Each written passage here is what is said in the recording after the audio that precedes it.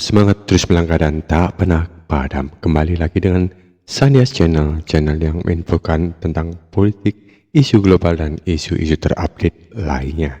Saat ini tetap kita kembali ke Timur Tengah tentang Israel dan Iran, dan di mana sekarang Rusia telah terlihat membackup dan mensupport Iran dalam ikut andil di pergolakan di Israel tersebut, sehingga Israel seakan berubah menjadi neraka bagi warganya. Untuk itu, jangan di-skip, ikuti video ini dan tonton sampai habis. Like, comment, subscribe. Oke.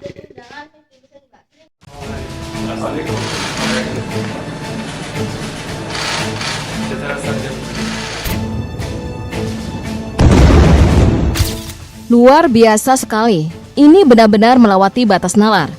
Tembakan rudal Iran menderu dan menghantam jantung Tel Aviv serta Haifa, dua kota dan komunitas Rusia terbesar di luar negeri beruang merah. Namun yang mengejutkan, Kremlin justru menyuarakan pembelaan bagi Teheran. Lebih mencengangkan lagi, kabar berhembus kuat bahwa drone-dronenya dikirim langsung dari gudang senjata Moskow. Apa yang sebenarnya terjadi di balik layar? Seberapa strategis posisi Iran hingga Vladimir Putin bersedia mengibarkan bendera perang dan menegaskan siap turun tangan? Di video ini, kita menguak tabir gelap Kremlin, bagaimana Moskow berubah menjadi dalang senyap sekaligus aktor panggung utama dalam konflik Iran-Israel. Mereka menggerakkan bidak-bidak geopolitik di papan catur Timur Tengah dengan lihai, nyaris tanpa terpantau radar barat. Apakah Rusia benar-benar sahabat siap berdiri bahu-membahu melawan tatanan barat?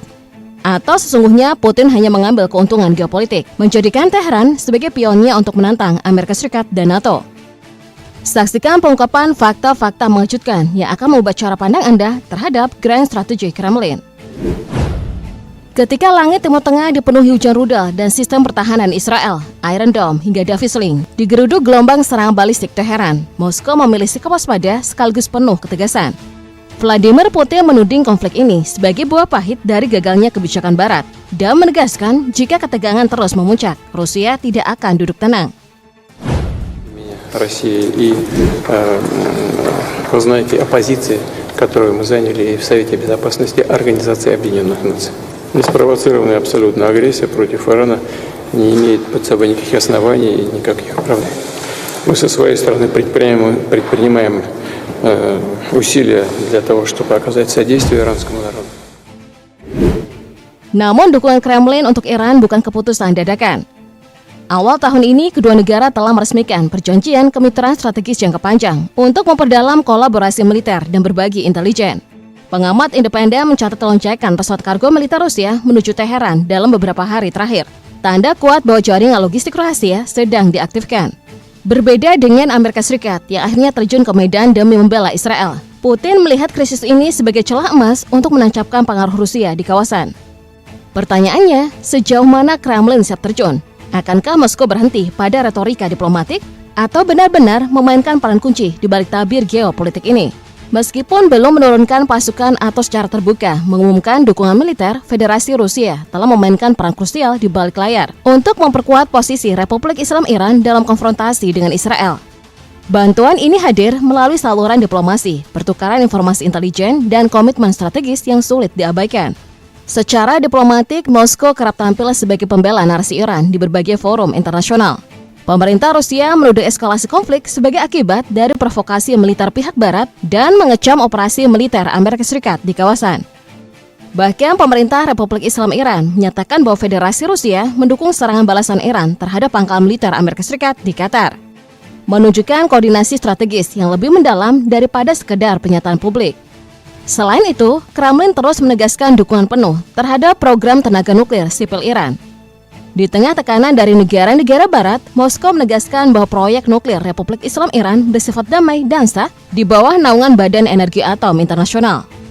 Para pejabat dari perusahaan senjata dan energi nuklir milik negara, Rosatom, rutin melakukan kunjungan teknis ke fasilitas nuklir Iran, memberi sinyal bahwa kerjasama ini tidak akan terhenti, meski tekanan internasional meningkat. Dalam ranah logistik, dalam waktu 48 jam setelah Iran melancarkan serangan ke wilayah Israel, setidaknya 2 pesawat kargo militer Federasi Rusia mendarat di Bandara Udara Internasional Teheran. Meskipun muatan pastinya dirahasiakan, para analis intelijen memperkirakan kiriman tersebut mencakup komponen untuk pesawat tanpa awak, sistem pandu rudal presisi, dan perangkat pengacak sinyal, yang semua ditujukan untuk memperkuat sistem pertahanan Iran. Langkah ini mengindikasikan bahwa Federasi Rusia secara aktif membantu membangun infrastruktur pertahanan Iran melalui jalur logistik yang berada di ambang legalitas internasional. Walaupun Kremlin enggan mengonfirmasi keterlibatan semacam ini, mantan Presiden Dmitry Medvedev justru bersuara lebih lantang. Dalam unggahan di media sosial, ia menegaskan bahwa setiap rudal yang menghantam kota Tel Aviv adalah dentuman bagi tatanan dunia yang lebih seimbang. Pernyataan tersebut, meski tidak mewakili posisi resmi pemerintah, mencerminkan kecenderungan kebijakan strategis Federasi Rusia. Dengan intensitas diplomasi yang meningkat, dukungan terhadap program nuklir, serta operasi logistik yang masif, jelas bahwa Federasi Rusia bukan lagi sekedar pengamat pasif.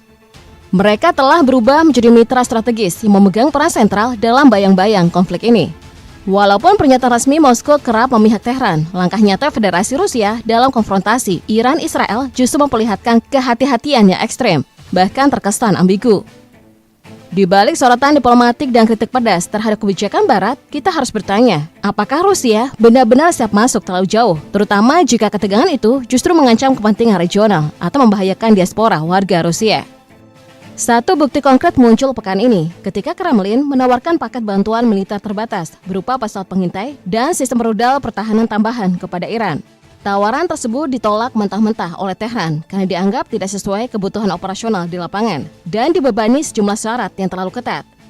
Penolakan ini mengungkap jurang perbedaan taktik di antara kedua sekutu. Lebih jauh, perjanjian pertahanan strategis Rusia-Iran yang dipublikasikan tahun lalu ternyata hanya akan diaktifkan jika salah satu pihak menghadapi ancaman eksistensial langsung. Dalam skenario serangan Iran ke Israel, Kremlin menilai klausul itu belum relevan untuk dijalankan secara operasional. Kehati-hatian Rusia semakin dipertegas oleh fakta bahwa lebih dari 1 juta warga Israel berdarah Rusia atau Uni Soviet, termasuk ratusan ribu di Tel Aviv dan Haifa, 2 kota yang kini jadi target rudal Iran. Dengan begitu banyak etnis Rusia tepat di garis tembak, Kremlin tidak bisa bertindak sembarangan. Daripada terjun langsung, Rusia memilih bermain di zona abu-abu. Cukup aktif menjaga pengaruhnya di Teheran, tetapi tetap cukup pasif agar tidak kehilangan pijakan diplomatik di Yerusalem. Cukup bukti untuk menyimpulkan bahwa dukungan Moskow kepada Iran hanya setengah hati. Mari kita lanjut menyelami lapisan demi lapisan kebijakan ini. Dengan gencatan senjata antara Republik Islam Iran dan Israel sudah tercapai, nasib kemitraan militer antara Moskow dan Teheran kini berada di persimpangan krusial. Akankah mereka terus menantang dominasi kekuatan Barat atau perlahan memudar seiring meredanya ketegangan? Keabadian gencatan ini apakah bisa langgeng atau sewaktu-waktu kembali meledak? Akan sangat menentukan arah poros ini. Namun di balik dua skenario tersebut, satu fondasi telah terpatri kuat. Kremlin telah bersedia mentransfer drone tempur canggih dan teknologi rudal balistik jarak menengah ke Teheran sebagai bagian dari paket bantuan militer asimetris. Rusia sengaja tak menyediakan jet tempur generasi terbaru atau senjata nuklir, konsisten dengan sikap resmi yang menolak ekspor sistem ofensif berat, meski konflik di Timur Tengah kian mencekam. Kedepan kerjasama militer ini diperkirakan kian mengembang, namun selalu dalam kerangka perhitungan geopolitik yang cermat.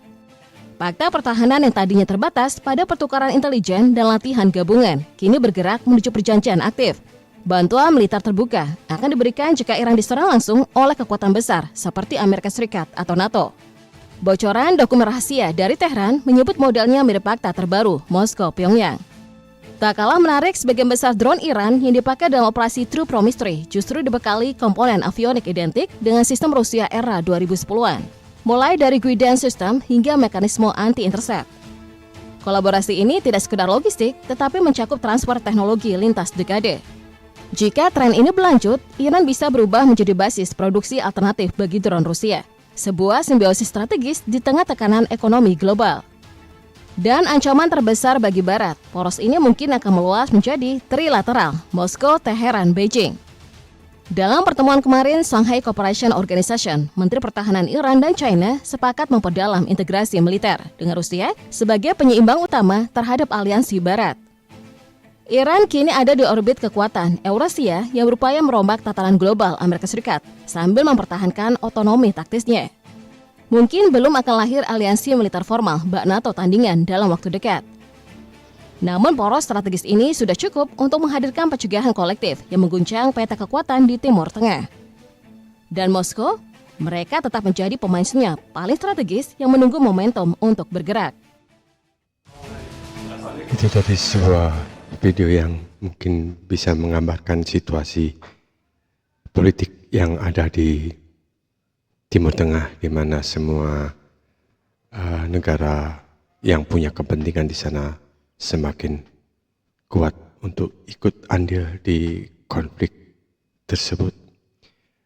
Apa dan bagaimana ke depannya kita ikuti selengkapnya besok di hari Rabu. Oke. Untuk itu like, subscribe, komen di Sanias Channel karena terus ada informasi-informasi terbaru tentang Timur Tengah, Israel, Iran, dan negara-negara yang ikut andil dalam konflik di Timur Tengah tersebut. Oke, sampai di sini dulu informasi saat ini. Semoga tetap berkembang Sanias Channel dan kami harap komen, like-nya dari para penonton sekalian. Terima kasih dan salam dan sampai jumpa.